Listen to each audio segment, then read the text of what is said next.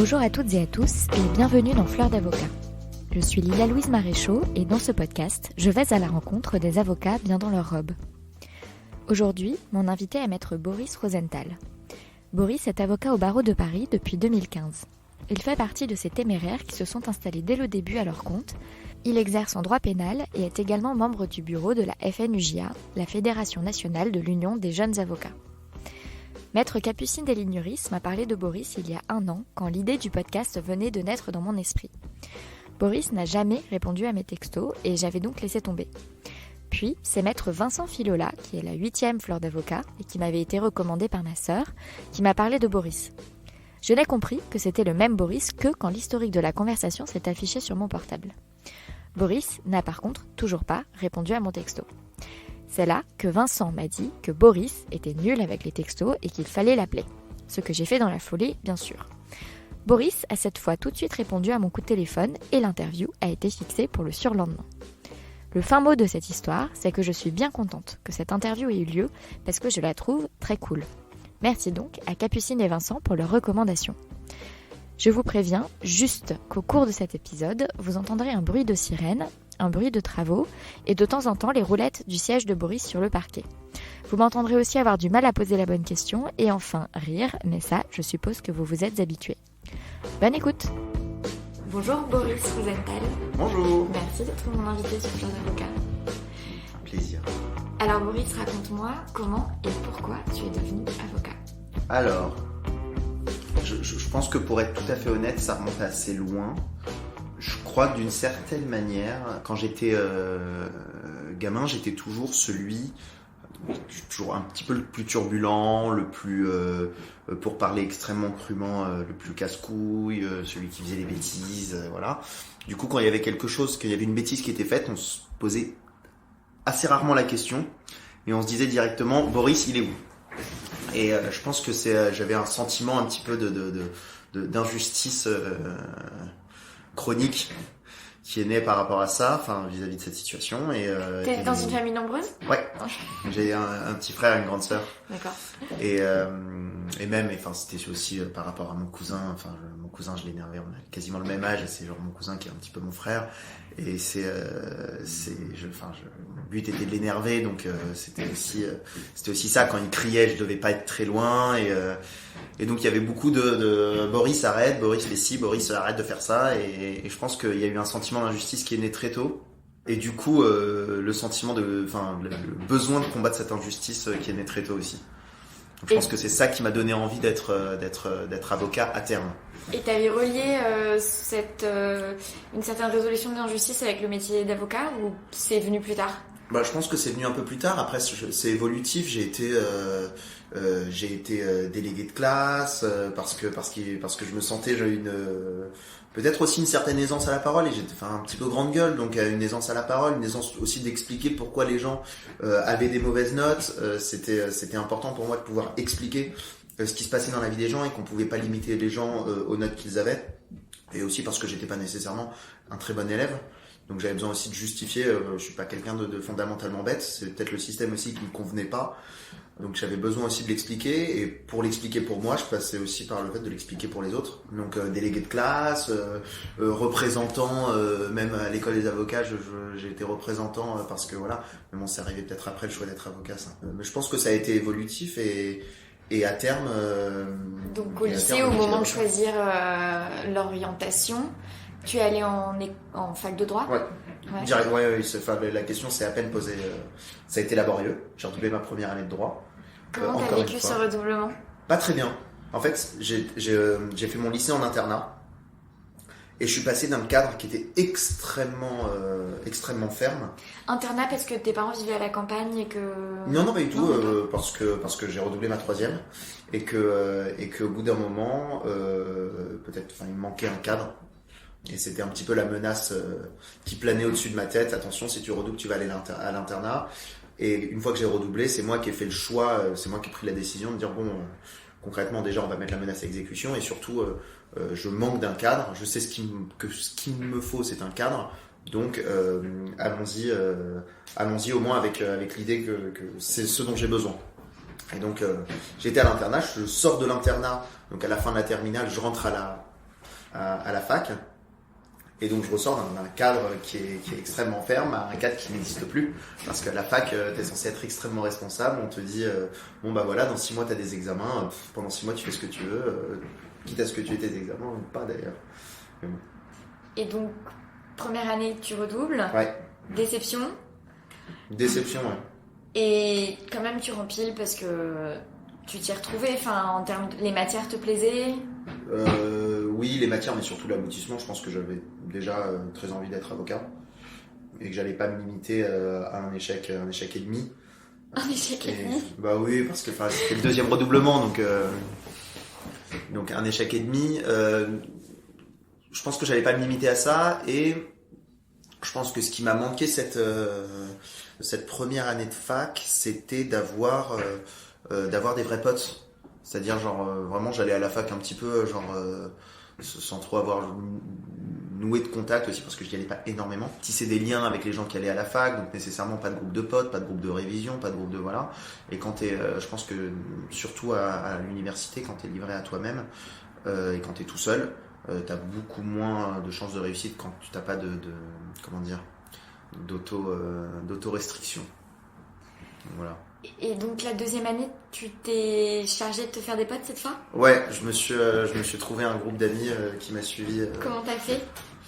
Je sais pas. Ça s'est fait assez naturellement. Je suis arrivé à la fac, je suis arrivé en début d'année à la fac un jour, et puis un mec m'a adressé la parole pour me parler de mes chaussettes. Mais vraiment, c'était une situation aberrante.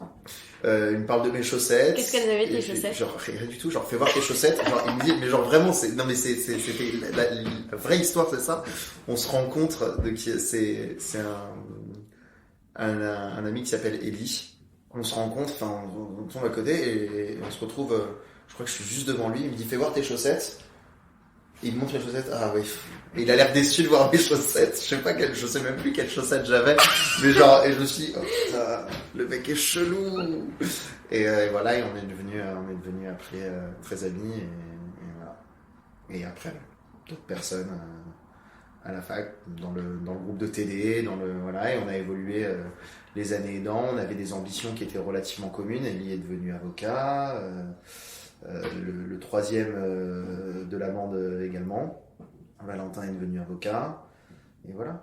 Donc t'étais plutôt timide? En fait, je pense que ce serait malhonnête de dire que je suis timide, parce qu'en vrai, je pense pas l'être. Non, mais tu peux être un timide qui a beaucoup travaillé sur le fait d'être moins timide. Ça existe. Mais... Ah ouais. Je pense, en vrai, vraiment, je pense pas être timide. Je pense que j'ai besoin d'observer les gens avant de passer à l'attaque. En réalité, j'ai besoin, je m'adapte beaucoup à la personne que j'ai en face, donc j'ai besoin un petit peu de les observer, de voir comment je dois me comporter ou comment je dois pas me comporter. Donc en fait, cette première année loupée, c'était une année d'observation. Un petit peu, ouais. C'est une année d'observation à la fac, de savoir comment ça fonctionne. C'est exactement ça. De ton nouvel aquarium. Exactement. Et donc tu fonctionnes par objectif. Est-ce que pendant ces années-là, tu fais des stages ou... Pendant ces années-là, pendant les vacances, quasiment toutes les vacances, je faisais partie d'une association, et j'étais... Quelle association? Le CLEJ. MPE, c'est le Mouvement Populaire de l'Enfance. D'accord. Et j'avais passé mon BAFA, j'étais animateur, je suis passé ensuite directeur d'un camp itinérant. Et j'avais beaucoup j'étais très actif dans cette association, ça me prenait beaucoup de temps. Qu'est-ce qui te plaisait? Dans le milieu associatif. Dans le milieu associatif et dans cette association. C'est une association, en fait, c'est une association qui organise des colonies de vacances. Le CLEJ, ça veut dire le Club laïque de l'enfance juive.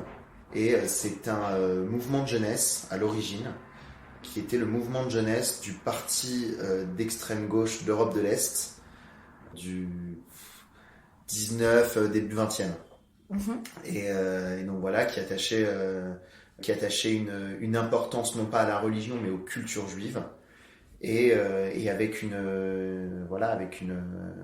avec des valeurs socialistes. Mais plus socialiste SFIO que socialiste comme on peut l'entendre aujourd'hui, par exemple. J'ai été colon, c'est-à-dire que j'ai été enfant dans cette colonie, et à la fin, une fois qu'on est trop âgé pour être enfant, on se pose la question, est-ce qu'on veut devenir animateur? Et moi, la question aussi, c'est pas... s'est un petit peu imposée à moi parce que j'avais très envie de l'être depuis toujours. Qu'est-ce que ça t'a apporté d'être colon dans cette association justement? C'est une famille, c'est une ambiance qui est extrêmement familiale. Aujourd'hui, mes meilleurs amis, c'est des mecs que j'ai connus quand j'avais 7-8 ans, qui sont de cette colo. Enfin, c'est mes frères, quoi. C'est ma famille. On se voit tout le temps. On s'appelle tout. Enfin, je pense que c'est une partie intégrante de moi. Enfin, assez importante. Enfin, c'est en partie cette colonie qui m'a construit. C'est en partie cette colonie qui a forgé mon état d'esprit, ma manière de m'exprimer. Mes convictions profondes. Tu veux nous en parler de ces convictions? Le podcast risque de pas être suffisant. Hein. Mais on va voir. Ça se trouve, je le ferai en 2 épisodes. Waouh. Je sais pas, des convictions. Typiquement, des conditions. Je le réalise en te parlant, mais la conviction de défendre l'injustice, de combattre l'injustice. Je pense que c'est cette colonie aussi qui me l'a forgé parce que parce qu'encore une fois je pense que j'étais turbulent dans un groupe, j'étais aussi celui souvent qui était chiant et qui faisait des conneries et puis du coup j'étais très souvent sanctionné, trop souvent sanctionné et parfois, je sais pas si souvent mais en tout cas parfois sanctionné à tort.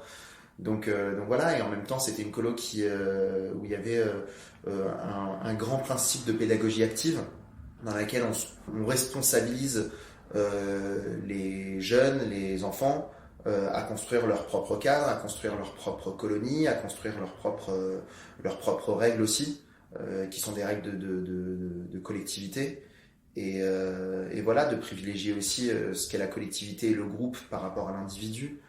C'est des choses qui sont, enfin, pour moi, qui sont assez fondamentales.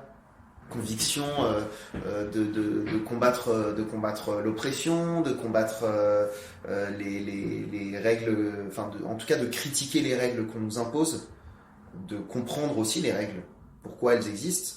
Et voilà, je sais pas. Donc tout ça, tu l'as vraiment forgé. En fait. J'ai l'impression que ça part, je pars un petit peu dans tous les sens, mais. Non, mais en tout cas, c'est des choses que tu as le sentiment que tu as construites dans le cadre de ces colonies que tu faisais les étés enfants et que tu as poursuivi après en t'engageant dans l'association.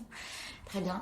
Donc quand tu es devenu avocat, quand tu as choisi de devenir avocat, est-ce que tu avais touché quand même du doigt le métier d'un point de vue pratique? J'avais fait un stage chez une avocate que j'admire beaucoup, qui s'appelle Sophie Tonneau. Qui a combattu et qui a attrait devant les juridictions françaises les tortionnaires, notamment les tortionnaires argentins, mais aussi les personnes, les commanditaires, les hauts fonctionnaires du régime Pinochet, et Pinochet de manière post-mortem également. J'avais fait un stage au sein de son cabinet justement pendant le procès Pinochet. Comment est-ce que tu es arrivé à faire un stage chez elle? Par des relations, c'était l'avocate de ma marraine et je l'ai rencontrée, le courant est assez bien passé, je lui ai demandé si je pouvais travailler avec elle, au moins dans le cadre de ce procès, du procès Pinochet. J'ai eu la chance de travailler avec elle, procès Pinochet, donc j'avais un petit peu touché du doigt ça. J'avais fait mon stage en 3e dans un cabinet d'avocats, mais je peux pas du tout appeler ça une première approche parce que en 3e, quand t'as 14-15 ans, 15 ans, t'es cantonné aux photocopies. En plus, j'étais dans un gros cabinet qui ressemble pas du tout à ma manière d'exercer aujourd'hui. Ça dépend. C'est vrai qu'il y a eu des fleurs d'avocats qui ont parlé de stages éblouissants où au contraire, l'avocat les a vraiment emmenés partout et ils ont découvert. Bon, toi, ça n'avait pas été le cas. Donc, pas du en tout. tout cas, toi, c'est le moment où t'as touché du doigt la profession. Et donc, ce que je trouve original, en fait, c'est que cette avocate qui travaille sur des problématiques qui semblent assez en ligne avec des convictions et une histoire personnelle. En réalité, tu l'as rencontrée un peu par hasard d'un membre de ta famille, de ta marraine qui a eu besoin d'un avocat, mais c'est horrible. Ouais. C'est un drôle hasard de la vie. C'est vrai. J'aurais pu tomber sur quelqu'un de complètement différent, dans un sujet complètement différent. En fait, je pourrais faire aujourd'hui du fiscal. Et donc, tu penses que justement, c'est cette rencontre et la manière dont cette avocate exerçait son métier qui ont forgé ton exercice tel que tu l'exerces aujourd'hui? Oui, en tout cas, je pense que c'est au contact de cette avocate que je me suis rendu compte qu'il était possible, en tout cas, d'exercer le métier d'avocat avec des convictions profondes, avec des valeurs importantes, voilà, et qu'on n'était pas obligé de s'inscrire dans un moule. Avec une matière en particulier, avec un chemin tout tracé, et voilà, je pense que ça, c'est ça qui me plaît aussi. Je suis. C'est ton côté électron libre, agité. C'est ça. Je pense que j'ai besoin de beaucoup de liberté pour m'épanouir et que c'est une des rares professions dans laquelle il y a une liberté aussi importante, qui est encadrée par une responsabilité immense aussi, hein, et qui permet, enfin en tout cas moi, qui me permet d'évoluer et aujourd'hui d'être heureux déjà, et surtout de travailler avec des gens que j'aime, avec lesquels je m'entends particulièrement bien. Et tu as fait référence à un moule. Qu'est-ce que tu veux dire par moule? Et est-ce que tu avais l'impression que ce moule, enfin c'est une deuxième question, mais il t'était un peu imposé? Alors qu'est-ce que j'entends par moule?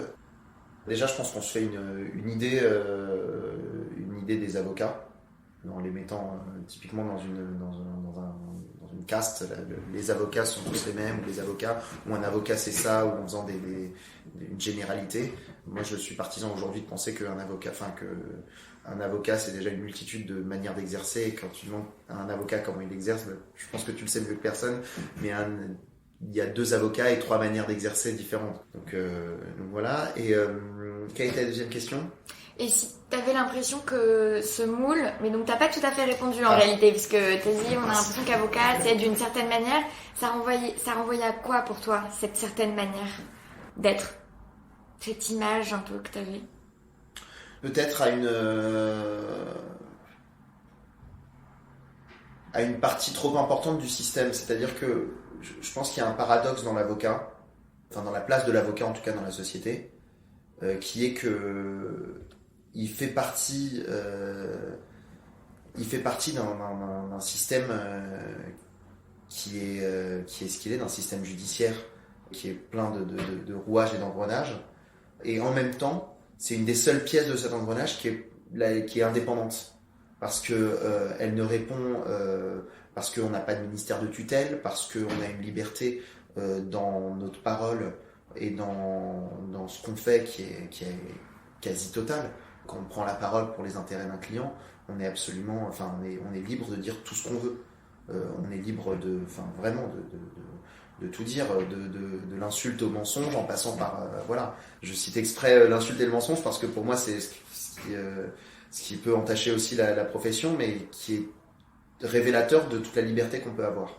Et d'un autre côté, de manière assez paradoxale, et comme on peut défendre tout le monde et n'importe qui, de l'État justement à la personne la plus démunie ou la plus faible, et ben on fait partie du système judiciaire. Donc on peut être assimilé à une certaine dureté, on peut être assimilé à la lenteur, on peut être assimilé à tous les défauts qu'on peut reprocher au système judiciaire.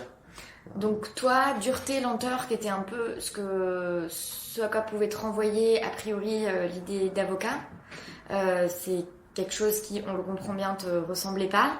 T'as découvert une autre manière d'exercer auprès de cette avocate chez qui t'as fait un stage, et du coup tu t'es dit que t'étais pas obligé d'exercer avec dureté, lenteur, en faisant partie d'un système.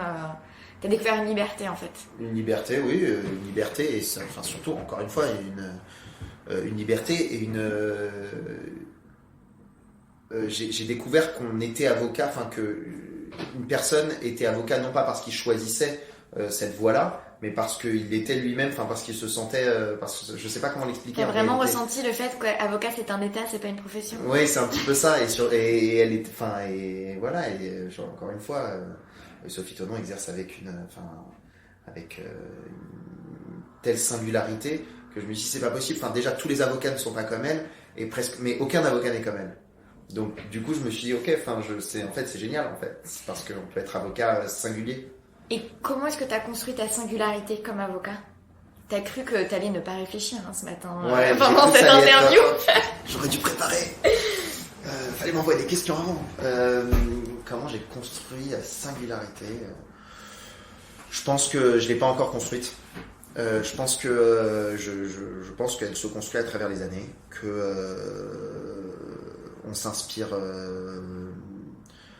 on s'inspire beaucoup de personnes qu'on m'admire et que j'ai la chance d'être entouré de personnes que j'admire et que je construis et que je prends un bout par-ci, un bout par-là et que parfois même dans la douleur, même que je prends des bouts chez les gens que j'admire pas, parce qu'il faut pas être dogmatique et qu'on construit sa singularité. Je pense qu'aujourd'hui je suis un petit peu encore l'archétype de l'avocat pénaliste où j'ai la tête de l'emploi, où j'ai voilà, et que ça va se construire à travers les années et que un jour je serai un avocat qui ressemble à aucun autre. C'est hyper intéressant ce que tu dis et tu survoles beaucoup trop rapidement. Donc je suis navrée, on va revenir dessus. La meuf est psy en fait. Tu dis que... Il n'y a pas de divan, on voit pas l'espace, mais il n'y a pas de divan. Tu dis que tu es entouré de personnes que tu admires et que tu pioches chez elles des éléments que tu as envie d'intégrer dans ta pratique. Un petit bout chez l'un, un petit bout chez l'autre. Est-ce que tu peux nous parler de ces petits bouts ? Ouais, pourquoi pas. C'est très très large comme question parce que il y a des personnes avec lesquelles j'ai eu la chance de travailler. Notamment, j'ai été collaborateur pendant très peu de temps et pendant trop peu de temps d'ailleurs. Un avocat qui aujourd'hui, que j'admire énormément, qui est un avocat relativement jeune. Il doit avoir 15 années de barreau, qui n'est pas énorme. Il s'appelle Romain Boulet par exemple, et que quelqu'un que j'admire énormément. Et j'ai essayé de prendre de tout le travail que j'ai pu faire à ses côtés. J'ai essayé de prendre sa rigueur, sa simplicité, son approche de la procédure, son approche du client, qui est une approche fondamentalement humaine.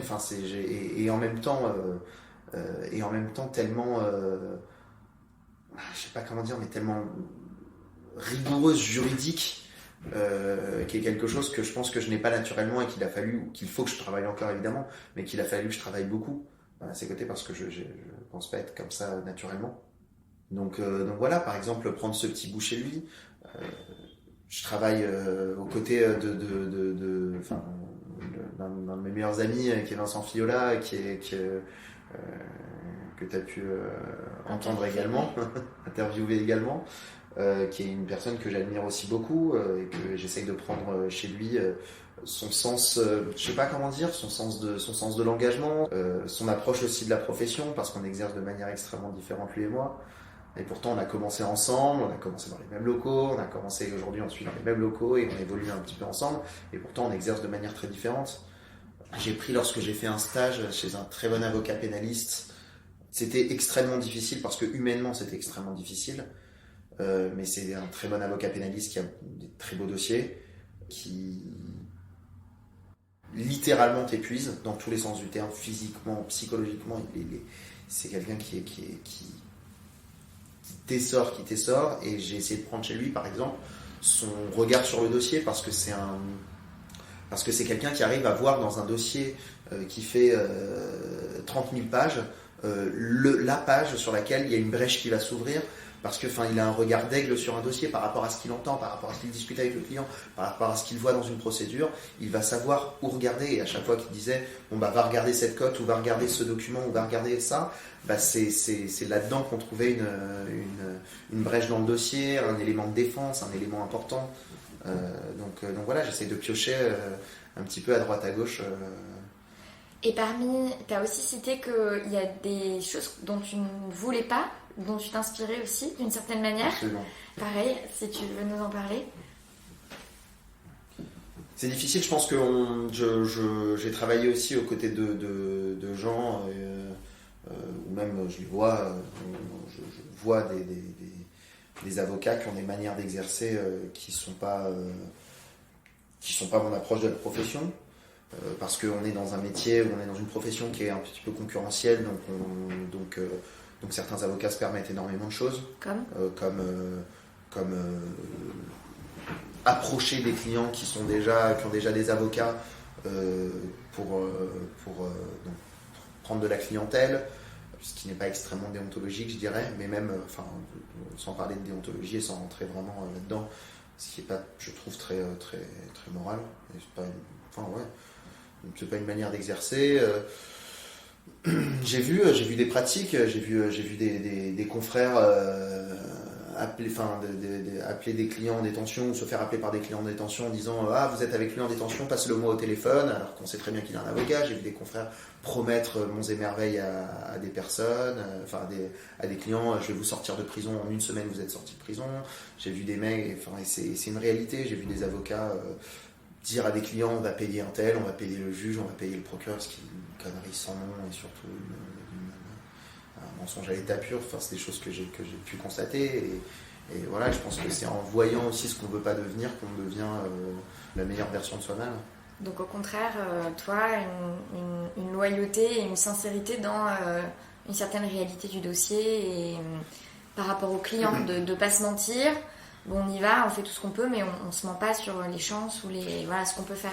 Alors ouais, déjà on ment pas à l'autre. Se mentir, j'ai envie de dire, c'est parfois à son insu. Parfois on se dit qu'on peut réussir à faire quelque chose et on se rend compte au cours du dossier ou au fur et à mesure du dossier que ouais, là j'ai peut-être été un petit peu ambitieux sur ma stratégie.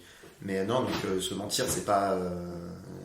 Non, mais avec l'autre au moins, et même c'est se protéger parce que j'évolue dans une matière qui est le pénal, où les clients sont pas nécessairement des anges, et ça peut être, c'est une réalité de dire que c'est un milieu aussi qui peut être dangereux pour les avocats, parce que quand on promet quelque chose, quand on promet un résultat, qu'on n'a pas le résultat, c'est plus sa responsabilité qu'on engage, c'est aussi sa sécurité, parce qu'on s'est engagé sur un résultat.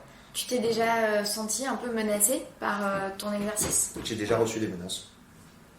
De clients par rapport à un résultat que tu n'avais pas obtenu ? Non, pas du tout par rapport à un résultat, par rapport à une incompréhension.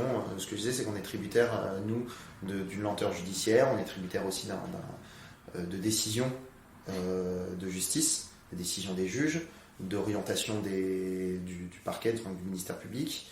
On est tributaire de ça, sur lesquels on ne peut faire que des recours, et malheureusement sur lesquels on a une influence qui est extrêmement limitée. Et lorsqu'un client ne comprend pas ça, et voilà, c'est quelque chose qu'il est en détention en plus, donc ça veut dire qu'il est entre quatre murs et qu'il n'arrive pas à voir l'ensemble de la situation, qu'il est bloqué dans un état d'esprit, et c'est une situation qui rend fou. Et donc comment est-ce que tu as géré ces menaces ? Comment est-ce que tu les as vécues et comment est-ce que tu les as gérées ? Je les ai gérées frontalement. Je les ai vécues en me disant, la première fois c'est que ça choque un petit peu, en disant genre, où est-ce que j'ai déconné pour pouvoir recevoir une menace comme ça. Et après moi j'ai quelque chose, genre, je tergiverse pas, genre je reçois une menace, c'est extrêmement simple. Je vais voir mon client et je mets les choses au clair. C'est-à-dire que soit c'est un moment genre vraiment lunaire, sorti de nulle part, et le client s'excuse et dit je suis vraiment désolé, j'ai arrêté de fumer, je me sens pas bien, voilà, je suis dans une période de ma vie où je me sens voilà, il s'est tombé sur vous et vraiment je m'excuse, etc. Et il y a une vraie relation de confiance qui existe et qui perdure. Soit au contraire c'est quelque chose qui voilà, c'est une menace et on rend le dossier. Ouais. Il n'y a pas 36 solutions. De toute façon, moi je travaille avec mes clients, je travaille sur la confiance. Ils me font confiance et je leur fais confiance. Sans ça, je ne veux pas travailler. Et tu as parlé du fait que quand tu t'es retrouvé dans ces situations-là, en réalité, c'était souvent des situations où le client ne comprend pas l'appareil judiciaire qu'il y a derrière. Et voilà, te prend un peu pour... t'as un peu le mur entre ça et ce qu'il y a derrière. Et malheureusement, c'est toi qui prends. Est-ce que mieux communiquer, là c'est vraiment une question que je te pose moi par rapport à ce que j'ai pu vivre, parce que par exemple j'ai eu un client, alors moi c'est pas du pénal, c'est pas le même profil, c'était de la responsabilité médicale, donc on est dans des choses quand même beaucoup plus apaisées, mais voilà, qui comprenait pas pourquoi on n'avait pas encore de retour du juge, de l'assureur, pourquoi est-ce qu'il n'y a toujours pas de transaction, etc. Et cet avocat, ce client, par exemple, j'ai un client qui a eu une expertise amiable qui s'est bien passée avec l'assureur, où le médecin conseil de l'assureur, globalement, nous donne raison, et puis voilà. Et puis l'assureur fait pas de retour, et puis moi je relance, mais je peux rien faire d'autre. Il me dit, mais vous pouvez pas leur faire peur en leur faisant une fausse assignation en justice et tout, et Et je lui dis, bah non, je ne peux pas faire de fausse assignation en justice. Je peux leur dire qu'éventuellement, on tirera les conséquences et que voilà, mais je ne peux pas. Et en réalité, je me suis rendu compte, et ce client, en fait, ça m'attriste un petit peu parce que, il se trouve que j'ai arrêté d'exercer. Et je lui ai dit, ben là, je suis désolée, mais je peux rien faire. Si l'assureur veut pas transiger, ben il veut pas transiger. Malheureusement, vous êtes vraiment dans le cas type où en fait c'est un petit montant et donc à tous les coups ils se disent qu'en fait vous irez pas, vous les assignerez pas en justice parce que ça vaut pas le coup de payer un avocat pour ça. Mais voilà, moi je peux rien faire et voilà. Et je sais qu'il est en froid contre moi et je me dis, j'ai pas réussi à bien lui expliquer en fait, à être assez pédagogue sur les limites de l'amiable, sur les limites du système et tout. Est-ce que toi c'est quelque chose que t'as, enfin je suppose que c'est quelque chose que t'as dû apprendre avec le temps à mieux informer en fait juste tes clients? Alors je l'apprends encore, vraiment à mieux communiquer. Il faut beaucoup plus communiquer, c'est vrai. Après, j'ai surtout appris autre chose dans ce genre de situation. C'est qu'on passe assez de temps à se battre contre tout et tout le monde, contre les magistrats, contre la procédure, contre les parties adverses, souvent contre son client, pour aussi prendre du recul par rapport à ce qu'on dit et ce qu'on fait, et prendre du recul par rapport aux procédures et se dire à un moment donné, voilà, j'ai expliqué à mon client s'il n'est pas capable de comprendre, je peux pas faire plus quoi. Genre je vais pas me torturer. Il y a un certain nombre de dossiers dans le cabinet pour pas avoir à me torturer quand un client veut pas comprendre, quand je le répète 4 fois ou 5 fois la même chose et qu'il me repose toujours encore les mêmes questions et que je le répète. S'il veut pas comprendre, il veut pas comprendre. À un moment donné, c'est peut-être que, alors, quand on a expliqué 3 ou 4 fois la même chose avec des mots différents, s'il ne comprend pas, c'est qu'il ne veut pas comprendre. Et s'il ne veut pas comprendre, c'est qu'il y a une raison derrière et que cette raison, oui, et toi, t'es pas le psy qui doit la dénouer. Quoi. Exactement. Et pour un peu changer de sujet, mais tu parlais tout à l'heure de cet avocat qui t'a beaucoup appris, une collaboration qui a duré trop peu de temps. Ouais. Pourquoi cette collaboration a-t-elle duré trop peu de temps? Qu'est-ce qui s'est passé? C'était le confrère qui m'a fait prêter serment, donc qui m'a fait un contrat de collaboration avec lequel je devais travailler. Finalement, cet associé m'a expliqué qu'il ne pouvait plus me garder. Et donc, il m'a quand même laissé prêter serment avec le contrat de collaboration qu'il m'avait fait. Suite à quoi, je me suis installé tout de suite à mon compte. C'est-à-dire que j'ai commencé à louer des locaux en prenant le parti de rentrer dans un calcul un petit peu hasardeux, de me dire voilà, il suffit que je rentre 2 dossiers par mois pour le moment et je suis sur des comptes qui sont à zéro. J'arrive à payer mon loyer, j'arrive à payer un tout petit peu mon perso et j'arrive un petit peu à survivre. C'est un pari qui fait partie de ces téméraires. Je sais pas si c'est téméraire, mais j'avais pas tellement le choix en fait. Concrètement, on est dans un marché, quand t'as pas de référence, quand t'as pas ou quand tu connais personne vraiment dans la profession, soit tu galères pendant des mois à chercher une collaboration, soit tu t'installes. Et donc moi j'ai pris le parti de m'installer. Et t'as pas eu peur? Si. Alors le grand avantage que j'avais, c'est déjà que je partais de rien, donc je pouvais pas je pouvais pas tomber plus bas. Grosso modo, je pouvais pas gagner moins que rien, c'était pas possible. Donc quoi que je gagne, c'était mieux. Je pouvais pas gagner moins que 0. Donc ça c'est mon grand avantage. Mais non, mais je pouvais pas, je partais de rien, j'avais pas de rémunération avant, une rémunération de stage qui vaut ce qu'elle vaut quoi. Je pouvais pas gagner moins de 700 € par mois. C'est physiquement impossible. En vrai, quand tu travailles à ton compte. Ouais. Et je pense qu'il y a aussi autre chose qui a joué, c'est que voilà, comme je l'ai dit au début, je suis très très féru de liberté, rendre des comptes ça me saoule, et si je fais cette profession, c'est aussi parce que c'est une profession qui est libérale et que je suis indépendant et que y a rien de plus paradoxal que la collaboration libérale. Donc voilà, alors oui, c'était flippant, bien sûr, la première année c'était la galère, vraiment la galère. Ça veut dire quoi la galère? Ça veut dire la galère, ça veut dire qu'on sait jamais comment on va. Je terminais le mois avec très peu, je le commençais avec encore moins. C'était la galère. Parce qu'une fois sur 2, j'avais un loyer en retard, parce que. Et comment tu t'en es sorti de cette galère?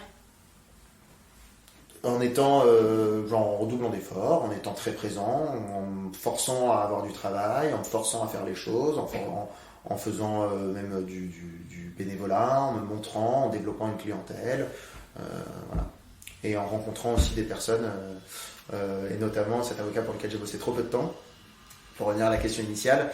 Donc du coup je m'installe et j'apprends, je rencontre par le biais de personnes que je rencontre sur ma route, je rencontre des avocats, des pénalistes, voilà, je demande des rendez-vous, je m'installe, si vous avez des vacations, si vous cherchez un collaborateur peut-être à mi-temps, si vous cherchez... Et j'entends que Romain Boulet cherche quelqu'un à mi-temps, donc je le harcèle, je l'ai littéralement harcelé, mais je l'appelais vraiment tous les 2 jours. Au départ, il me balaye un petit peu du revers de la main sans que je comprenne pourquoi.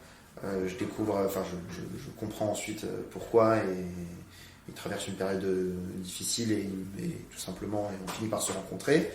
Et il me prend un mi-temps en me disant très clairement, écoute, moi j'ai besoin de quelqu'un pour 4 mois, 4 mois parce que j'ai une juriste qui revient à plein temps et qui revient à mon cabinet à plein temps et donc je préférerais avoir la juriste qui va grandir au cabinet et qui va finalement être élève avocate puis stagiaire puis collaboratrice, etc. plutôt que une situation que je peux pas maîtriser et donc je suis resté pour lui à mi-temps pendant 4 mois et voilà et finalement j'aurais évidemment adoré rester plus. L'histoire veut que ça soit pas le cas et qu'on reste encore très amis et qu'on ait des dossiers ensemble et qu'on se fasse une confiance mutuelle très importante et voilà. Et ce qui est pas plus mal d'ailleurs parce que en fait, ça a été une sorte de vraie collaboration libérale. Exactement. Ça t'a mis le pied à l'étrier, tu as appris plein de choses en termes vraiment de technique sur ton métier d'avocat, etc. Mais ça t'a pas empêché de toi te développer, c'est super. J'ai gardé mes locaux et c'est vraiment ça. Je gardais mes locaux, c'était une vraie collaboration libérale. Je gardais mes locaux qui étaient dans le 4e. J'étais dans ces locaux la moitié du temps. Et c'était lundi, mardi et la moitié de mercredi, et il ne se permettait pas, sauf urgence, de m'appeler la fin de la semaine, auquel cas il me payait une vacation, quoi. C'était encore une fois, ça lui ressemble d'une rigueur absolue et d'une honnêteté, quoi. Donc ce que je retiens, c'est quand même que tu es dans cette galère, les fins de mois sont difficiles, il faut que tu développes ta clientèle, et toi ce que tu as fait, c'est qu'en fait, tu es allé... T'as tendu la main, quoi. C'est-à-dire que t'es allé à la rencontre des gens en disant, voilà, je suis dans telle situation. Tu sais que c'est pas évident pour tout le monde. Toi, tu dis oui en mode oui, c'est évident. Je suis pas allé, je me suis pas présenté comme ok, je suis en mal de clientèle de quoi que ce soit. En fait, le but c'était de se montrer. J'ai participé à une campagne, mais parce que aussi ça m'intéresse. Donc, j'ai participé à une campagne au bâtonnat. Durant laquelle le candidat pour lequel je me suis battu n'a pas été élu, mais ça m'a permis de comprendre un petit peu la profession, d'essayer d'apporter aussi mon grain de sel à un programme, de rencontrer plein de gens qui soit étaient à leur compte, soit étaient collaborateurs, soit étaient à un moment où je commençais à exercer, ou même j'ai commencé cette campagne, j'étais même pas encore avocat, j'ai prêté serment pendant la campagne. C'était j'ai essayé le plus possible d'être visible et d'être identifié comme un jeune avocat dynamique, compétent et qui en veut. Et en gros, c'était le but, c'est que les gens puissent avoir confiance en moi, qui tentent l'expérience de me confier quelque chose et qu'ils constatent que c'était une bonne expérience. Comme avec un client, en fait. Tu as aussi parlé d'un stage avec un avocat très difficile, qui t'a aussi appris beaucoup de choses. Comment est-ce que tu as géré ça, le fait d'être avec un avocat quel est son caractère Alors, j'y allais en connaissance de cause, je m'étais renseigné, j'avais appelé ses collaborateurs avant, parce qu'on en avait parlé, cet avocat-là, j'avais appelé ses collaborateurs avant. Donc j'y allais vraiment en connaissance de cause. Je pense que c'est un petit peu mon côté maso. On a souligné le fait que je n'avais pas énormément d'expérience en intégrant l'école d'avocat et en sortant. Mais je pense que j'avais besoin de me confronter à la dureté vraiment de la profession pour savoir si j'envisageais aussi de faire ça toute ma vie. Et ça m'a finalement que conforté dans l'idée, cette expérience vraiment, genre, je suis tombé malade, enfin c'était... Comment ça, t'es tombé malade? J'ai été très malade, genre, mais cet homme-là est fou en fait. Je suis malade, je me fais opérer, mais très très rapide. Enfin, j'ai une petite opération, mais sur une anesthésie locale. Je sors de l'hôpital à 18h, par réflexe et parce que c'était des textos en permanence. Je dis bon, je suis sorti de l'hôpital, tout s'est bien passé, etc. Il est 18h, 18h30, je suis anesthésié localement. Le mec me dit, ah, vous revenez au cabinet? Enfin, on en est là, quoi. Ça n'a pas de... Et t'es revenu au cabinet? Bah non, pas du tout. Non, je reviendrai pas. Là. Mais donc je pense que j'avais besoin, enfin vraiment, je me connais, j'avais besoin de me confronter à ça, j'avais besoin de me faire fouetter, j'avais besoin de ça, déjà pour me montrer que j'étais capable de supporter, parce que le challenge veut que si tu arrives à supporter 6 mois dans un cabinet comme ça, bah c'est bon, je pense que tu peux tout supporter dans la vie, ou en tout cas dans la profession. Et ensuite, ensuite franchement, enfin, voilà, j'avais besoin de me prouver à moi-même que j'étais capable de supporter ça et que j'étais capable de le surmonter. Quand tu dis que t'es tombé malade, c'est lié au... Évidemment. Ouais. Évidemment. Ouais.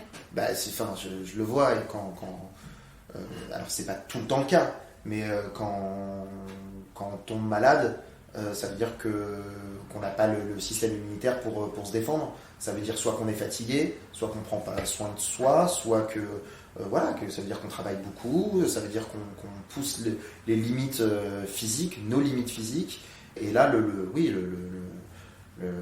ce que j'ai développé, c'était que j'ai poussé mes limites, j'ai repoussé les limites, jusqu'à un moment où mon corps m'a dit bah non. Et quand ton corps t'a dit non, par contre, c'est le moment où t'as dit... Enfin, est-ce que c'est le moment où tu t'es dit, bon, bah là, j'arrête de repousser mes limites, justement? J'ai juste arrêté pendant une journée de repousser mes limites. Ouais. Et je les ai repris, et j'ai repris le lendemain. Et rebelote, ouais. Bah, j'ai envie de dire pas trop le choix en fait. Pas trop le choix, mais c'est une profession qui est comme ça. T'es absent pendant un mois, tu perds des clients qui essayent de te joindre. T'es absent pendant, quand t'es à ton compte, c'est la réalité et celle-là. Et est-ce que t'as développé qu'est-ce que t'as appris pour survivre dans un tel environnement? À être disponible tout le temps. Tout le temps. Vraiment tout le temps. Vraiment, disponibilité.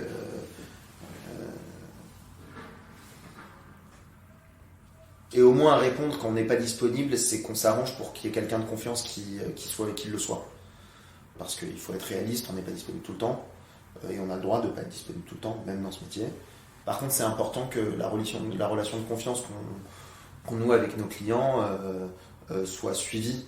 Et donc nécessairement, quand moi je ne suis pas disponible, bah, j'envoie quelqu'un en qui j'ai confiance et qui sera capable d'assurer pour moi, ou comme si c'était moi, ou avec ma manière, ou avec...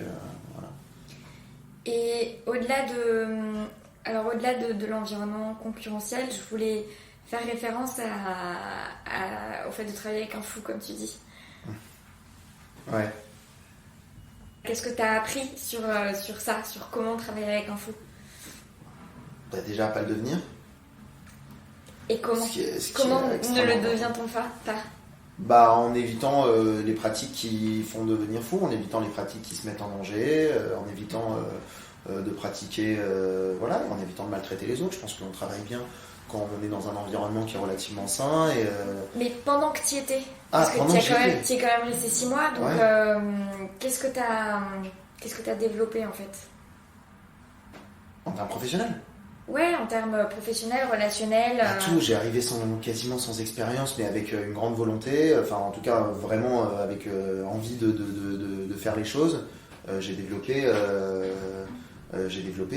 des compétences que tu peux pas développer dans d'autres types de cabinets. Parce que ce que tu développes j'arrive le premier jour, cet avocat me donne 2 énormes dossiers à synthétiser. Un dossier avec des schémas financiers complètement malade, et un autre dossier sur un trafic de stupéfiants qui fait 12 tomes, quoi. Il me demande, d'ici ce soir, j'ai besoin de 2 synthèses. Je ne sais pas ce que c'est qu'une synthèse, je n'ai jamais fait de synthèse, je n'ai pas de modèle de synthèse, et j'ai devant moi 12 tomes plus 6 tomes, j'ai 18 tomes de procédure que je dois synthétiser en, 10 heures, max. C'est impossible, je n'ai jamais vu concrètement, à ce moment-là de ma vie, genre, j'ai dû voir 2 procès-verbaux dans ma vie, quoi. Je sais même pas ce que c'est qu'une ORTC. Il me dit ORTC, je sais même pas ce que c'est. C'est quoi une ORTC ? Une ordonnance de renvoi devant le tribunal correctionnel. À ce moment-là, je ne sais pas. Je sais pas. Il me dit, bon, tu fais ça. J'ai 2 solutions. Soit je le fais, en fait, soit je me casse. J'ai essayé de le faire. Du coup, à la fin de la journée, j'en ai à peine une. Il lit la première ligne qui est pas dans la bonne police et il me la jette à la gueule en me disant genre non mais ça va pas la tête, tu me refais ça tout de suite, mais genre je sais pas, regardez peut-être le fond, peut-être que genre, tout n'est pas acheté, non c'est pas possible, comme ça que je vois ça. Voilà, premier jour. Mais ça c'est sur ce que tu as appris vraiment donc du coup à te débrouiller, à y aller, à faire de la synthèse et tout, mais en termes de savoir-être en fait, c'est ça qui m'intéresse.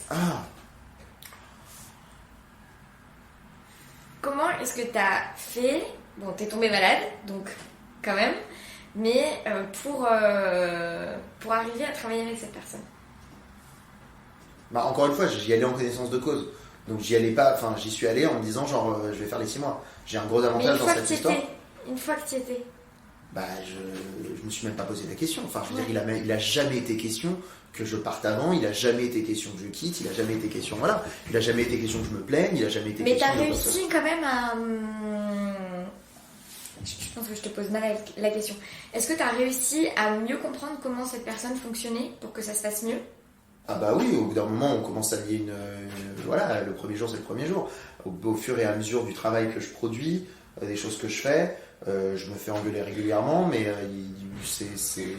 au moins on commence à s'apprivoiser et à se faire confiance. C'est en m'améliorant que j'ai pu aussi gagner un petit peu sa confiance. C'est en m'améliorant dans le travail et en montrant que je voulais m'améliorer. Donc aujourd'hui, tu es à ton compte? Oui. Toujours. Comment ça se passe? C'est bien, très bien. Bien. Je suis très content. Je développe l'activité exclusivement en droit pénal, ce qui est quand même un luxe de pouvoir faire le choix de ces dossiers. Voilà. Encore une fois, je travaille avec des gens avec lesquels je partage plus que mes locaux et plus que certains dossiers, ce qui est quand même aussi un luxe. J'ai réussi à construire une vie amoureuse qui est cool, ce qui n'est pas toujours facile dans ce métier. Surtout quand on doit être disponible à H24. Exactement, qui n'est pas tout le temps audible de la part de l'autre personne, mais bon, non, c'est génial. C'est génial aussi d'avoir cette liberté-là, d'être à son compte et de pas avoir, vraiment d'avoir cette liberté et d'avoir cette... Voilà, j'ai la chance, je pense aussi de rencontrer quelqu'un que j'aime profondément et voilà, donc ce qui me permet, qui est avocate aussi, donc du coup elle comprend aussi certaines de mes problématiques. Tu disais tout à l'heure que pour le moment t'étais en train de construire ta singularité, que tu t'inspirais, que tout ça. Tu disais que pour le moment tu sentais que tu avais encore beaucoup cette étiquette de jeune avocat pénaliste. Est-ce qu'il y a une autre étiquette que tu aimerais développer? Pour le moment c'est une étiquette qui me convient. Après, genre, je me limite pas à ça. J'aime, avec beaucoup de prétention, dire que je suis un avocat qui est engagé. Je suis engagé dans la profession. J'ai toujours aimé le milieu associatif. Comment est-ce que tu es engagé dans la profession et dans la justice, justement? Je suis au bureau de la Fédération des Unions des Jeunes Avocats, ouais. Donc, qui est la fédération nationale. Je co-dirige, c'est un peu pompeux, je co-dirige une commission auprès de l'Union des Jeunes Avocats de Paris. Et qu'est-ce que tu fais à cette fédération et dans cette commission, justement? On réfléchit au sujet, on fait des motions, on fait des propositions, on influence... Donc sur quel sujet? Alors ma commission, elle œuvre pour typiquement l'aide juridictionnelle et le pro bono. D'accord. Donc vraiment, là par exemple, on est en train de faire une contribution et des propositions quant aux évolutions de l'aide juridictionnelle. Il y a un certain nombre de questions qui se posent actuellement, et l'actualité de l'aide juridictionnelle fait que, typiquement, il y a eu une diminution des unités de valeur sur le droit des étrangers, par exemple. Donc, on est en train de réfléchir là-dessus. Et cet engagement, qu'est-ce que c'est important pour toi, non ? C'est indispensable. Encore une fois, genre, finalement, j'étais engagé un petit peu dans la profession avant de prêter serment. Je m'étais intéressé à une campagne, au bâtonnage, je m'étais intéressé aux questions qui se posent, je m'étais intéressé aux préoccupations des confrères, alors que j'en étais même pas encore un. Pour moi, c'est au-delà de ma manière d'exercer et de ce que je veux faire de mon cabinet, c'est la profession. Le collectif, quoi. C'est ça. Là, ça rejoint un petit peu l'histoire de devenir avocat. Ouais. Et puis en plus, le collectif en termes de profession avec un grand P, mais je suppose que c'est aussi un lieu où tu rencontres un moyen de rencontrer plein de personnes. Absolument. Autrement que pour tes chaussettes. Autrement que pour mes chaussettes. Et c'est, je pense que, et si on se faisait la réflexion, j'étais en détention hier avec une consoeur qui est dans le cabinet aussi, et elle m'a dit quelque chose qui est très vrai, et que je pense que j'aurais jamais pu le formuler de cette manière-là. Elle m'a dit, qu'est-ce que c'est bien d'aller dans des endroits et d'avoir des gens connus, d'avoir une tête connue. Genre, on est arrivé à Fleury, et on a rencontré un avocat dans les transports qui est un pote avec lequel je travaille. On est arrivé à Fleury, on a rencontré un autre avocat dans lequel elle avait un dossier avant et que j'ai un dossier avec lui également. On arrive au parloir avocat et on voit un autre avocat avec lequel, qu'on connaît pas, je connais pas très bien, je vais pas boire des bières avec lui, mais on se croise en audience et c'est tout sourire et il y a un bon contact. Et elle m'a dit, mais en fait, cette profession est géniale quand tu arrives dans un endroit et que tu as une tête connue et que tu te sens bien dans ce que tu fais. Et je trouve qu'il n'y a rien de mieux que ça, vraiment, qu'il n'y a rien de mieux qu'arriver dans des endroits et de te dire, je suis en train de travailler, je suis en train d'exercer de la manière dont je veux exercer. Et en plus, tu as des gens en face avec lesquels, c'est peut-être même pas tes meilleurs amis ou quoi que ce soit, mais genre c'est des gens que tu connais, avec lesquels t'es déjà arrivé à avoir un dossier, ou t'es déjà et même si t'as pas réussi, même si t'as jamais travaillé avec eux, c'est des gens où on se reconnaît, où on se connaît une valeur mutuelle. Et je trouve que c'est un luxe de travailler dans ces conditions-là. Cette multitude de liens. Ouais. C'est également quelque chose qui est souligné par Valentin Bourron, qui est mon 16e, qui est paru là aujourd'hui. Et lui, il adore servir de palais, il plaide beaucoup et un peu partout. Et il dit, maintenant je connais des confrères un peu dans les différents barreaux. Et puis j'adore les croiser. Et j'adore toutes ces rencontres. Et puis il est aussi au tennis club du Palais. Et il adore ça, justement les rencontres qu'il fait dans le cadre de cette vie associative et tout. Et c'est quelque chose qu'il souligne. Super. Écoute, merci beaucoup Boris. Alors j'ai 3 petites questions pour terminer. Est-ce que tu peux me parler quelle est une source d'inspiration pour toi, actuelle ou récente ? Je peux avoir les 3 questions, comme ça je peux y réfléchir. Non. Mais en fait, j'en vois tellement. C'est super d'avoir plein de sources d'inspiration. Qu'est-ce qui te vient là en tête ? Mon amoureuse. L'amour, c'est quand même une belle source d'inspiration. Oui. Et nous enregistrons ce podcast le 14 février, donc... c'est vrai ? C'est la Saint-Valentin aujourd'hui. Je vais écrire un texte. Merde. Oui, je l'avais prévu, évidemment. Donc ton amoureuse, l'amour, belle source d'inspiration. Ta dernière joie ? Alors bon, la première chose à laquelle je pense, en fait il y a 2 choses, mais la dernière chose à laquelle je pense, c'est nécessairement dans le milieu professionnel.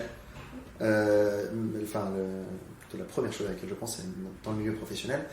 J'ai eu une série de relax la semaine dernière, et je pense qu'il n'y a pas de plus grande joie que d'être entendu quand on dit quelque chose, et d'être entendu tant sur la forme que sur le fond, et d'avoir une relax. J'ai une relax sur des nullités de procédure, et une autre sur le fond du dossier, vraiment sur le fond du dossier. Et je crois qu'il n'y a pas de plus grande joie que vraiment d'être entendu quand on plaide pour quelqu'un, et quand on plaide l'innocence de quelqu'un, et quand on est entendu, donc du coup je suis sorti là, j'étais... Et tu pensais à une deuxième chose ? Mais oui, mais on en revient toujours au même, mais c'est parce que tu m'as fait penser au 14 février. Mais L'amour, toujours. c'est ça. Très bien. Et qu'est-ce que tu portes sous ta robe? Bah déjà, jamais des baskets. C'est une règle qu'on s'est imposée quand on était à l'université. On ne plaide plus en basket. On a perdu un concours d'éloquence à 3 parce que... Ah putain, ils sont en une. On a perdu Non, c'est trop bien, vas-y, on a perdu un concours d'éloquence.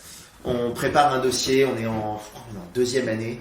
On se bat contre des mecs qui sont en M2. Enfin voilà, on est en finale. Et on perd le concours d'éloquence à un demi-point qui est sur la présentation. Alors que la veille, on s'est dit, on plaide, on vient en costard-cravate. Moi, j'arrive en costard-cravate, tiré à 4 épingles, etc. Et les deux autres arrivent, genre, très bien fringués, dandys comme toujours, mais en chaussures, pas chaussures de ville, mais moitié basket, moitié chaussures.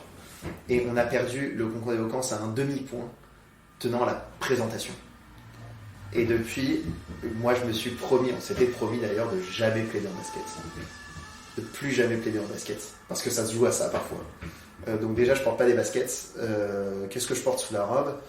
Je dirais plus qu'est-ce que la robe porte en réalité. Enfin, je me porte moi sous la robe. Et quand je porte la robe, je suis autre chose que moi. Et donc, qu'es-tu? Ah bah, je suis le maître moi. C'est quoi le maître toi? Bah, c'est le moi investi d'une mission que m'a confié un client. C'est le moi investi d'une mission que je me suis confié à moi-même en endossant la profession d'avocat. Merci beaucoup, Boris, pour cet Merci à entretien. toi.